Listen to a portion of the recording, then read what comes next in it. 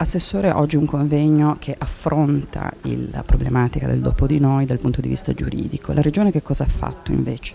La Regione ha dato subito, adempiuto a quanto previsto da questa importantissima legge, una legge pilastro, devo dire, per gli interventi nel campo della disabilità.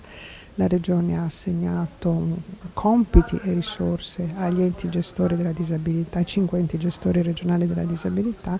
perché si facciano dei progetti partendo da esperienze che nella nostra regione venivano già fatte a livello sperimentale, importanti, innovative, per esempio sulla residenzialità, su una domiciliarità innovativa per le persone disabili. E oggi qui si discute dell'aspetto più giuridico, che se non di pertinenza diretta delle regioni, però è importante perché ci deve essere un collegamento in tutta la legge, quindi adempimenti diretti più socio-assistenziali, ma anche l'aspetto giuridico e quello delle risorse, della gestione di questi patrimoni che comprendono sia le risorse messe in campo dal sistema pubblico che le risorse messe in campo dalle famiglie per dei progetti legati alle persone, ai singoli disabili, progetti di vita che consentano loro di poter vivere bene durante noi, ma soprattutto dopo di noi.